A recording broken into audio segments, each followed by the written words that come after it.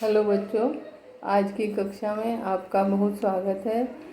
आप अभी पद के भेदों को पढ़ रहे हैं। सर्वप्रथम आपने संज्ञा के बारे में जाना। पद के भेदों के अंतर्गत पहला पद संज्ञा है, जिसमें आपने संज्ञा और संज्ञा के भेदों को जाना। तत्पश्चात आपने सर्वनाम और सर्वनाम के भेदों को जाना। उसके पश्चात आपको विशेषण और विशेषण के भेदों के बारे में बताया गया। आज आपको पद के भेदों में क्रिया और क्रिया के भेदों में के बारे में बताऊंगी। तो सबसे पहले आपको ये बता दूं कि क्रिया का अर्थ क्या है। क्रिया शब्द का अर्थ है करना। क्रिया जिस पद से कुछ करने का बोध हो, कुछ काम के करने का या होने का बोध हो, उसे क्रिया कहते हैं। जिस शब्द से अथवा पद से किसी कार्य के करने या कराने व किसी स्थिति के होने का बोध होता है, उसे क्रिया कहते हैं। जिस विकारी शब्द के प्रयोग द्वारा किसी वस्तु, संज्ञा या सर्वनाम के विषय में कुछ विधान किया जाता है, उसे संज्ञा कहते हैं, उसे क्रिया कहते हैं। जिस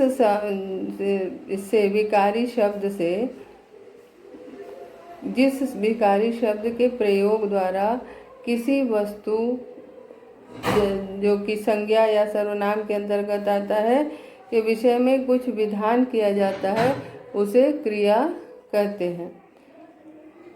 जैसे इसका ऐसे पारिभाषिक रूप में उसे ऐसे कहेंगे कि जिन शब्दों से किसी कार्य के करने या होने का ज्ञान हो, उसे क्रिया कहते हैं।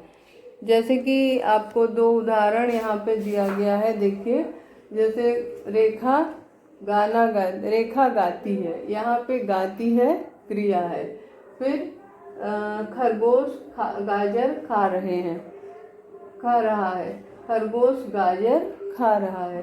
यहाँ पे खाने का कार्य खरगोश कर रहा है, तो ये क्रिया है, यानी कि खा रहे हैं। ये जो है, ये शब्द क्रिया के अंतर्गत आता है। इसी तरह से अध्यापक पढ़ा रहे हैं, इसमें पढ़ा रहे हैं क्रिया है। फिर औरतें खाना बना रही हैं, इसमें बना रही हैं क्रिया है। इसके पश्चात पेड़ की डाली टूट गई। पेड़ की डाली टूट गई में डाली टूट गई जो है वह क्रिया है। अब इसके पश्चात इन सभी शब्द में आपको क्रिया की स्थिति के बारे में पता चल रहा है। जैसे राम पढ़ रहा है, इसमें जो पढ़ रहा है क्रिया है, प्रयत्न पूर्वक की जा रही है क्रिया। फिर सर्दी हो रही है, इसमें हो रही है क्रिया जो है स्वतः हो रही है। इसके पश्चात है में क्रिया की स्थिति का पता चलता है। क्रिया की अधिक स्पष्टता के लिए इस उदाहरण को देखिए। जैसे कि श्याम खेल चुका है। श्याम खेल चुका है। तुम पढ़ लिया है। तुम पढ़ रही थी। मुझे देर हो गई है। तो इन सभी जो उदाहरणों को आपने देखा, इन वाक्यों में जैसे खेल चुका है, तो खेल चुका है, ये जो खेलना जो है वह मुख्य क्रिया है, ये मुख्य क्रिया है। और सहायक क्रिया क्या है? चुका है। पढ़ जो है वह मुख्य क्रिया है और रही थी सहायक क्रिया है। क्रिया वाक्य का अनिवार्य अंग है।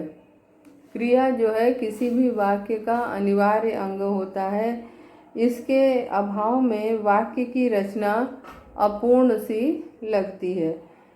बिना क्रिया के वाक्य रचना संभव ही नहीं है। बिना क्रिया के कोई भी वाक्य की रचना नहीं हो सकती।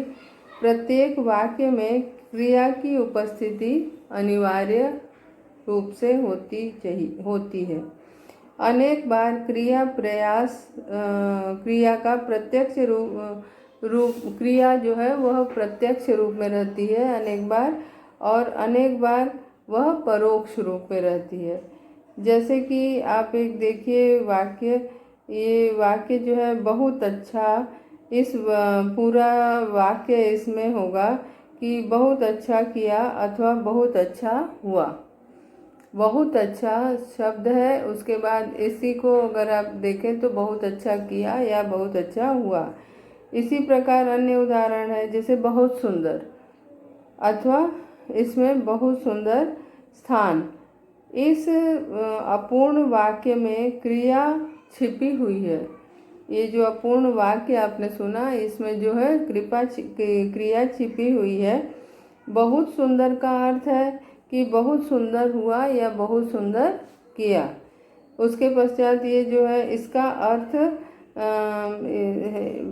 वह अवश्य, अवश्य शब्द, जैसे मान लीजिए अगर कहा जाए कि अवश्य, तो अवश्य शब्द में अर्थ छिपा है कि अवश्य आऊँगा। ठीक है, तो या तो अवश्य जाऊँगा, अवश्य खाऊँगा। ये जो खाऊँगा, जाऊँगा, आऊँगा है, ये सारी क्रियाएं हैं। फिर आगरा का तात्पर्य है आगरा गया था। ठीक है, जैसे कि किसी ने पूछा कहाँ गए थे, तो उत्तर मिला आगरा। तो यहाँ पे आगरा अपूर्ण है, लेकिन इसका अर्थ इसमें छिपा हुआ है कि आगरा गया था। मिठाई, जैसे पूछे कोई कि क्या खाया, तो उत्तर मिला मिठाई। तो मिठाई खाई थी ये है, लेकिन खाई थी जो है न बोलने के कारण ये अपूर्ण सा लग रहा है। तो आपने जाना कि कहीं भी आप जब वाक्य, कोई भी वाक्य बोलेंगे, जब तक क्रिया का प्रयोग हम नहीं करेंगे तब तक वह क्रिया पूरी, वह वाक्य पूरा अर्थ नहीं देगा। अब आपको ये बता दूं कि क्रिया समझने के पहले हमें धातु समझना जरूरी है, क्योंकि धातु क्रिया का मूल रूप है। क्रिया का जो मूल अंश होता है, मूल रूप होता है, उसे हम धातु कहते हैं।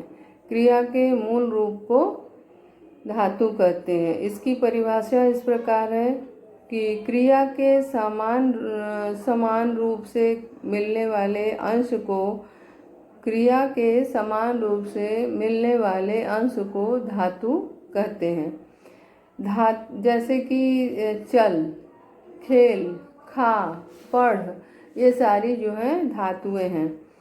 धातु रूप में ही ना लगा देने पे, ना प्रत्यय लगा देने पर, ना प्रत्यय जोड़ देने पे वह क्रिया बन जाती है। जैसे लिख है तो लिख से लिखना, पढ़ है तो पढ़ से पढ़ना, हो है हो से होना, जा है तो जा से जाना। ये सारी जो है क्रिया धातुएं हैं, जिन धातुओं में ना प्रत्यय हम लगा देते हैं तो उससे वह क्रिया बन जाती है। किसी एक क्रिया के विभिन्न रूपों को देखा जाए तो कोई अंश ऐसा होगा जो सभी रूपों में समान रूप से मिलेगा। सभी रूपों में समान रूप से मिलने वाला जो अंश होता है उसी को धातु कहते हैं। जैसे लिखता है, लिखा, लिखेगा, लिख चुका, लिखते थे, लिख रहे हैं, ये सारे शब्द आप सुनिए, आपने सुना। इन सारे शब्द में जो है क्रियापदों में से आपको लिख जो है समान रूप से मिल रहा है। अतः ये जो लिख शब्द है यही धातु है। चलना, फिरना, गिरना, खेलना, पढ़ना आदि सारी जो है क्रियापद कही जाएंगी, जिसमें धातु है चल, फिर, गिर, खेल, पढ़ आदि। तो इस प्रकार आपने जाना कि क्रिया का जो मूल रूप है वह धातु कहलाता है, और क्रिया धातु में ही ना प्रत्यय जोड़ करके हम उसे क्रिया बना देते हैं। पहचान आपको बता दूं कि क्रिया के जो मूल रूप अर्थात धातु का प्रयोग मध्यम पुरुष में एक वचन तू के लिए जो किया जाए उसको आप देखेंगे तो वह धातु आपको समझ में आ जाएगा। जैसे कि तू लिख, तू पढ़, तू खा। ठीक है, तो क्रिया का जो मूल रूप है अर्थात जो धातु है उनका प्रयोग यदि मध्यम पुरुष के साथ, मध्यम पुरुष और एक वचन के साथ यदि आप देखें तब उसके मूल रूप यानी धातु का पता आपको चल जाएगा। क्रिया के मूल रूप को क्रिया के मूल रूप धातु को पहचानने के लिए जिस क्रियापद के धातु रूप को पहचानना हो उसे आप तू के साथ प्रयोग करिए और तू के साथ प्रयोग करके आप देखिए तो आपको सब समझ में आ जाएगा कि उसका मूल रूप क्या है। जैसे तुम सब लिखो, तुम सब लिखते हो, तुम सब लिखोगे आदि में लिखना जो है वह क्रिया है और उसका मूल रूप अगर हो तो उसको हम जानेंगे लिख के रूप में। आइए अब जानते हैं क्रिया के भेदों के बारे में। क्रिया के मुख्य रूप से दो भेद होते हैं। क्रिया के मुख्य रूप से दो भेद होते हैं। सबसे पहला भेद है अकर्मक क्रिया और दूसरा भेद है सकर्मक क्रिया। अकर्मक क्रिया आप किसे कहते हैं? अकर्मक क्रिया वे क्रियाएं होती हैं जो वाक्य में जिन्हें कर्म की आवश्यकता नहीं होती। वाक्य में जिस क्रिया को कर्म की आवश्यकता नहीं होती है उसे अकर्मक क्रिया कहते हैं। अकर्मक क्रियाओं का केंद्र अथवा प्रधान विषय कर्ता ही होता है। अकर्मक क्रियाओं का केंद्र कर्ता होता है। उसका प्रभाव जो है कर्म पर न पड़ के कर्ता पर पड़ता है। जिस क्रिया का फल कर्म पर नहीं बल्कि कर्ता पर पड़ता है उसे हम अकर्मक क्रिया कहते हैं। अकर्मक क्रिया के उदाहरण देखिए, जैसे कि मोर नाचता है। मोर नाचता है। अब मोर नाचता है शब्द में नाचता है जो क्रिया है उसका फल पड़ रहा है मोर पर, तो मोर शब्द जो है वह करता है और उसका फल पड़ रहा है कर्ता पर नाचता है का। इसी तरह से दूसरा उदाहरण है राम हंसता है। राम हंसता है, यहाँ करता है राम और हंसना क्रिया है, हंसता है का फल पड़ रहा है राम पे। तो इसमें आप देखिए क्रमशः नाचना और हंसना जो ये दोनों क्रियाएं हैं दोनों ही अकर्मक क्रिया हैं। ये सीधे सीधे अपना फल कर्ता पर डालती हैं। इनका फल जो है कर्ता पर, इन क्रियाओं का फल अकर्मक क्रियाओं का फल एक तरह से कर्ता पर पड़ता है, इसीलिए ये अकर्मक क्रियाएं कहलाती हैं। अब दूसरा भेद है सकर्मक क्रिया। सकर्मक क्रिया किसे कहते हैं? सकर्मक क्रिया वे क्रियाएं हैं जिनका फल कर्म पर पड़ता है।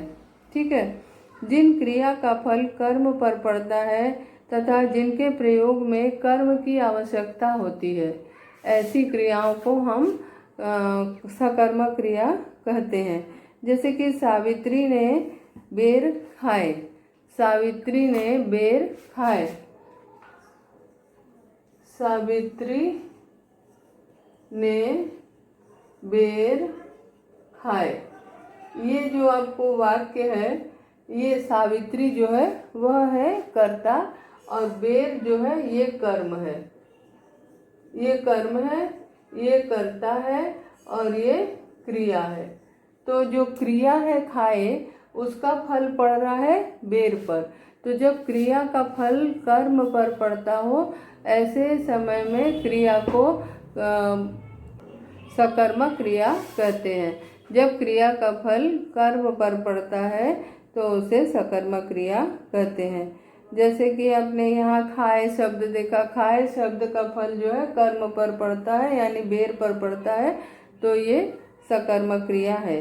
अब यहाँ पे एक और उदाहरण देखिए, जैसे कि बिंदु पुस्तक पढ़ रही है, रेखा ने फल खरीदे, राम ने रावण को मारा और मीना गाना गा रही है। इसमें जितनी भी क्रियाएं आपने सुनी उन सारी क्रियाओं का फल किसी न किसी कर्म पर पढ़ रहा है। जैसे कि बिंदु पुस्तक पढ़ रही है क्रिया है और उसका फल पड़ रहा है पुस्तक पर। इसी तरह से रेखा ने फल खरीदे, तो खरीदे क्रिया का फल पड़ रहा है फल पर। इसी तरह राम ने रावण को मारा क्रिया का फल पड़ रहा है रावण को। मीना गाना गा रही है, मैं गा रही है, क्रिया का फल पड़ रहा है गाना पर। तो इस प्रकार जितनी भी क्रियाएं हैं सारी क्रियाओं का फल जो है कर्म पर पड़ रहा है। अब अकर्मक और सकर्मक के भेद आपको बता दें कि क्या भेद है दोनों के। अकर्मक क्रिया को दो प्रकार हैं। अकर्मक क्रिया के दो प्रकार है, एक पूर्ण अकर्मक और एक अपूर्ण अकर्मक। एक पूर्ण अकर्मक और एक अपूर्ण अकर्मक। पूर्ण अकर्मक किसे कहते हैं? पूर्ण अकर्मक क्रिया को किसी पूरक की आवश्यकता नहीं होती है। पूर्ण अकर्मक क्रिया को किसी भी पूरक की आवश्यकता नहीं होती है। पूरक के बिना ही वाक्य पूर्ण प्रतीत होता है। जैसे कि बालक सो रहा है, इसमें सोना क्रिया अकर्मक क्रिया है और इसे किसी भी पूरक की आवश्यकता नहीं पड़ रही है, ये स्वतः ही पूर्ण है। अब इसी प्रकार से जब अपूर्ण अकर्मक के बारे में अब जानते हैं। अपूर्ण अकर्मक किसे कहते हैं? जिन अकर्मक क्रियाओं को पूरक की आवश्यकता होती है उनको अपूर्ण अकर्मक कहते हैं। इन्हें एक न एक किसी पूरक की आवश्यकता होती है। इन क्रियाओं को कर्म की तो आवश्यकता नहीं होती, किंतु किसी अन्य पूरक की आवश्यकता अवश्य होती है। जैसे कि आकांक्षा बहुत चतुर लड़की है। आकांक्षा बहुत चतुर लड़की है। राम आजकल स्वस्थ है। राम आजकल स्वस्थ है। इन उदाहरणों में चतुर और स्वस्थ दोनों ही शब्द जो है पूरक का कार्य करते हैं। साथ ही यह भी जो है ये कर्ता से इनका सीधा संबंध है। अब आपको सकर्मक क्रिया के बारे में बता दें, सकर्मक क्रिया के भेदों के बारे में बता दें। सकर्मक क्रिया जिन क्रियाओं में कर्म की आवश्यकता होती है, जिन क्रियाओं में कर्म की आवश्यकता होती है उन्हें सकर्मक क्रिया कहते हैं। जैसे कि ये है कर्म के लेकिन कर्म के अभाव में इन क्रियाओं का भाव स्पष्ट नहीं होता है। जैसे अगर आपको उदाहरण दें कि तुलसीदास ने रामचरितमानस लिखी, तो नीरज गीत गा रहा है। इन दोनों ही क्रियाओं में आप देखेंगे एक न एक कर्म है। जैसे कि रामचरितमानस एक कर्म है और गीत एक कर्म है। तो इस प्रकार बिना कर्म के ये पूर्ण नहीं होगा। अब सकर्मक क्रिया के आप जाने कि सकर्मक क्रिया के 3 भेद होते हैं। सकर्मक क्रिया के 3 भेद होते हैं। पहला पूर्ण एक कर्मक क्रिया, दूसरा पूर्ण द्विकर्मक क्रिया और उसके बाद तीसरा अपूर्ण सकर्मक क्रिया। सकर्मक क्रियाओं के 3 भेद होते हैं। पहला पूर्ण एक कर्मक क्रिया, दूसरा पूर्ण द्विकर्मक क्रिया और तीसरा पूर्ण अपूर्ण सकर्मक क्रिया। पूर्ण एक कर्मक क्रिया किसे कहते हैं? जो क्रियाएं एक कर्म के साथ जुड़कर पूर्ण अर्थ दे। जो क्रियाएं एक कर्म के साथ जुड़कर पूर्ण अर्थ दे। जैसे कि आपको हमने एक उदाहरण दिया कि तुलसीदास ने रामचरितमानस लिखी। तो तुलसीदास ने एक क्रिया जो है वो लिखी है और कर्म एक ही है यहाँ पे, रामचरितमानस। तो ये स्पष्ट हो जाता है कि एक क्रिया जो कि किसी एक कर्म के साथ जुड़कर पूर्ण अर्थ देता हो उसे पूर्ण एक कर्मक क्रिया कहते हैं। इसी तरह से पूर्ण द्विकर्मक क्रिया के बारे में आप जानिए कि जिन सकर्मक क्रियाओं को पूर्ण अर्थ प्रदान करने के लिए 2 कर्म की आवश्यकता होती है, ऐसी क्रियाओं को पूर्ण द्विकर्मक क्रिया कहते हैं। जिन क्रियाओं को पूर्ण अर्थ देने के लिए 2 कर्म की आवश्यकता होती है, ऐसे कर्मों, ऐसी क्रियाओं को पूर्ण द्विकर्मक क्रिया हम कहते हैं। जैसे कि आपको उदाहरण दे देते हैं कि वह शिक्षक छात्रों को हिंदी पढ़ाता है। वह शिक्षक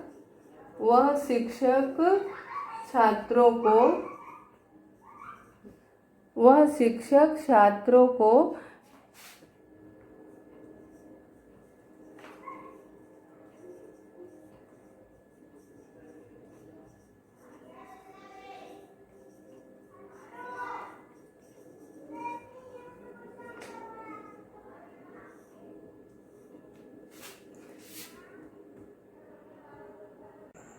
हिंदी पढ़ाता है। या वह शिक्षक छात्रों को हिंदी पढ़ाता है। इसमें आप देखिए छात्रों को एक कर्म है और दूसरा हिंदी कर्म है, तो दोनों कर्म होने के कारण ये जो है द्विकर्मक क्रिया कही जाएगी। इसी तरह से कुछ उदाहरण और है, जैसे राम ने श्याम को चित्र बनाकर दिया। राम ने श्याम को, तो श्याम को एक क्रिया, एक कर्म है और चित्र जो है दूसरा कर्म है। दो कर्म होने के कारण यहाँ पे ये द्विकर्मक क्रिया होगी। इसी तरह से राधा ने जया को पुस्तक दी थी। राधा ने जया को पुस्तक दी थी, तो जया को एक कर्म है और पुस्तक एक कर्म है। तो यहाँ इन उदाहरणों में छात्रों हिंदी पहले वाक्य में दो कर्म है। फिर दूसरे वाक्य में आपको हमने बताया श्याम और चित्र, ये दो कर्म है। तीसरे में जया और पुस्तक, ये दो कर्म है। अतः यहाँ पे द्विकर्मक क्रिया होगी। इनमें से एक कर्म जो है वो प्रमुख होता है और दूसरा जो है गौण होता है। मुख्य कर्म किसे कहते हैं? प्रायः क्रिया के समीप जो रहता है, क्रिया के नज़दीक जो रहता है वह मुख्य कर्म होता है। और उसके अतिरिक्त जो दूसरा कर्म होता है, और मुख्य कर्म की पहचान है कि यह विभक्ति रहित होता है, अप्राणीवाचक होता है और ये विभक्ति रहित होता है। जैसे कि आप देखिए यहाँ पे हिंदी जो है इसमें विभक्ति नहीं है, एक ये कर्म है, एक ये कर्म है। तो मुख्य कर्म जो होता है वह, उसकी पहचान ये है कि क्रिया के समीप है। जैसे यहाँ पे देखिए पढ़ाता है, क्रिया है, पढ़ाता है के बगल में है, एकदम नज़दीक है, तो क्रिया के समीप रहने वाला और विभक्ति रहित रहने वाला। देखिए इसमें कोई विभक्ति परसर्ग चिन्ह नहीं लगा है, तो आपको पहचानने में आसानी होगी। जो क्रिया के बिल्कुल समीप हो और जो विभक्ति रहित हो, ऐसे जो कर्म होते हैं वे मुख्य कर्म होते हैं। और अपूर्ण जो गौण कर्म होते हैं वे प्रायः क्रिया के अपेक्षाकृत दूर होते हैं और विभक्ति सहित होते हैं। अब यहाँ पे देखिए जैसे कि ये छात्रों को भी कर्म है पर ये क्रिया से दूर है। और दूसरी पहचान ये है कि इसमें को परसर्ग लगा हुआ है, ठीक है। तो जब क्रिया से जो दूर हो और साथ में उसमें विभक्ति चिन्ह यानी परसर्ग चिन्ह लगा हुआ हो, ऐसे जो कर्म होते हैं वे गौण कर्म कहलाते हैं। तो इस प्रकार जो द्विकर्मक क्रियाएं होती हैं उसमें एक मुख्य कर्म होता है और एक गौण कर्म होता है।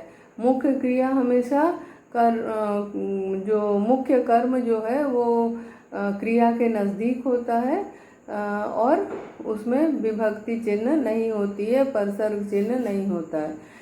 और दूसरा जो गौण कर्म है वह क्रिया से अपेक्षाकृत दूर पे होता है और उसमें परसर्ग चिन्ह लगा हुआ होता है।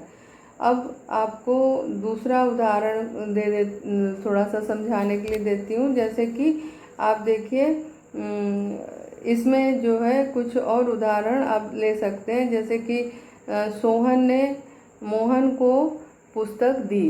सोहन ने मोहन को पुस्तक दी, तो सोहन ने मोहन को परसर्ग सहित है तो ये गौण कर्म हो जाएगा। और पुस्तक जो है वो क्योंकि क्रिया के नज़दीक है और परसर्ग रहित है, इसीलिए ये मुख्य कर्म हो जाएगा।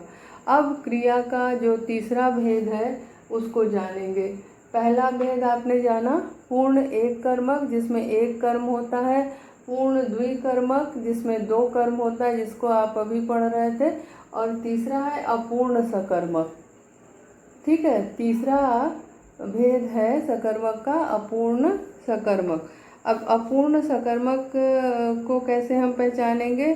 सकर्मक होते हुए भी जो पूर्ण अर्थ प्रदान करने के लिए जिन क्रियाओं को किसी पूरक शब्द की आवश्यकता होती है, ऐसी क्रियाओं को अपूर्ण सकर्मक क्रिया कहते हैं। सकर्मक होते हुए भी जो पूर्ण अर्थ देने में असमर्थ होते हैं और उनको पूर्ण अर्थ देने के लिए किसी पूरक की आवश्यकता होती है, ऐसी क्रियाओं को पूर्ण सकर्मक क्रिया कहते हैं। अब जैसे यहाँ पे आप एक उदाहरण लीजिए, विजय रोहन को समझता है। विजय रोहन को समझता है अगर बोलते हैं तो आपको जो है ये अर्थ पूर्ण अर्थ नहीं दे रहा है। अगर उसी को अगर हम बोलते हैं कि विजय रोहन को मूर्ख समझता है, जैसे एक यहाँ पे उदाहरण दीजिए, देखिए, मुझे तो वह पर्याप्त अनुभवी लगता है। मुझे तो वह पर्याप्त अगर लगता है केवल बोले तो अनुभवी अगर हटा दें तो ये वाक्य जो है पूर्ण अर्थ देने में असमर्थ है।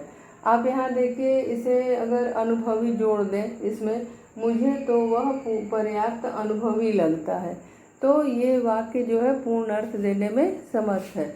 तो आप ये समझ गए होंगे कि यहाँ पे एक पूरक का कार्य कर रहा है अनुभवी शब्द। तो जहाँ पे पूर्ण अर्थ देने के लिए किसी पूरक की आवश्यकता होती हो उसे कहते हैं अपूर्ण सकर्मक क्रिया। इसका कुछ और उदाहरण देखिए कि मुझे तो वह एक तो आपको मैंने ये दिया, दूसरा है वे हमारे थे। वे हमारे थे, इसमें आपको अगर वे हमारे गुरु थे, वे हमारे गुरु थे, गुरु लगा देंगे तो गुरु जो है पूर्ण अर्थ देगा, मतलब इस वाक्य का पूर्ण अर्थ निकलेगा। गुरु जो है वह पूरक है। उसी प्रकार मैं तुम्हें अपना मानता हूँ, मैं तुम्हें अपना मानता हूँ, ये भी पूर्ण अर्थ देने में असमर्थ है। अब आप इसको देखिए, इसमें अगर लगा देते हैं कि मैं तुम्हें अपना भाई मानता हूँ, इस वाक्य में अगर भाई शब्द लगा देते हैं तो भाई जो है वह पूरक का कार्य कर रहा है और उस वाक्य को वह पूर्ण अर्थ दे रहा है, मैं तुम्हें अपना भाई मानता हूँ। इसी तरह अगला उदाहरण एक और दे रहा है, मैंने कुसुम से लाने को कहा। मैंने कुसुम से लाने को कहा, ये भी अपूर्ण लग रहा है। अगर इसी में हम पानी शब्द जोड़ देते हैं कि मैंने कुसुम से पानी लाने को कहा, तो कुसुम से पानी लाने को कहा, पानी शब्द जोड़ने से वह पूरा अर्थ देगा, इसीलिए यहाँ पे पानी शब्द जो है पूरक का कार्य कर रहा है। अगला है उदाहरण कि हमने उसे अपना चुना है। ठीक है, अब मैंने उसे अपना चुना है। अब यहाँ पे अपना अगर प्रतिनिधि चुना है हम कह देते हैं, तो यहाँ प्रतिनिधि शब्द जो है पूरक का कार्य कर रहा है और इस वाक्य को पूर्णता प्रदान कर रहा है, उस वाक्य को पूर्ण अर्थ दे रहा है। मैंने उसे अपना प्रतिनिधि चुना। अगला उदाहरण है, यह बनकर दिखलाएगी। यह बनकर दिखलाएगी। अब इस वाक्य में भी अपूर्णता झलक रही है। अगर इसको बोलिए वह डॉक्टर बनकर दिखलाएगी, तो इसमें डॉक्टर शब्द जो है पूरक का कार्य कर रहा है। तो आपको शब्द अब ये समझ में आ गया होगा कि अपूर्ण सकर्मक किसे कहते हैं। जिस क्रिया में सकर्मक होते हुए भी पूर्ण अर्थ प्रदान करने की क्षमता न हो, वह किसी न किसी पूरक के माध्यम से पूर्ण अर्थ दे, ऐसे क्रियाओं को हम कहते हैं अपूर्ण सकर्मक क्रिया। अब आपने तीनों क्रिया के दो भेद आपने जाने, सकर्मक और अकर्मक, और उसके पश्चात सकर्मक क्रिया के और अकर्मक क्रिया के भी आपने दो भेद जाने। एक अपूर्ण अकर्मक और एक अपूर्ण अकर्मक। और इसी प्रकार आपने जाना सकर्मक के 3 भेद, एक कर्मक और दूसरा द्विकर्मक और तीसरा पूर्ण अकर्मक क्रिया जो कि अपूर्ण सकर्मक क्रिया। पहला आपने जाना एक कर्मक जो एक कर्मक क्रियाएं जो सकर्मक के का पहला भेद है, दूसरा पूर्ण द्विकर्मक क्रियाएं जो सकर्मक का दूसरा भेद है, और तीसरा है अपूर्ण सकर्मक क्रिया जिसे कि हम बिना सकर्मक होते हुए भी जिसे कि हम बिना पूरक के पूर्ण अर्थ देने योग्य नहीं मानते हैं।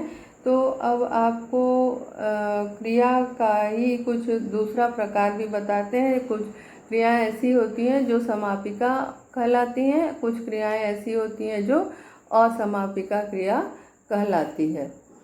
समापिका क्रिया का कार्य है किसी वाक्य को पूर्ण अर्थ देना, और असमापिका क्रिया का कार्य है किसी वाक्य को वह पूर्ण अर्थ नहीं देता है। जैसे कि आपको ये बताएं कि समापिका क्रिया सौरभ पार्क में दौड़ रहा है, ये वाक्य पूर्ण कर रहा है। सौरभ दौड़ रहा है, बाग में दौड़ रहा है, तो दौड़ रहा है पूरा अर्थ दे रहा है। उसी तरह से अगर कहते हैं कि बढ़ता हुआ गंगा जल किसे नहीं भाता, बहता हुआ गंगा जल किसे नहीं भाता, यहाँ बहता हुआ शब्द जो है असमापिका क्रिया है। तो इस तरह से आपने क्रिया के भेदों के बारे में जाना। क्रिया के 2 भेद होते हैं, दोनों भेदों के बारे में जाना, एक अकर्मक और एक सकर्मक, और भेदों के बारे में जाना। फिर अगली कक्षा में पढ़ेंगे। धन्यवाद।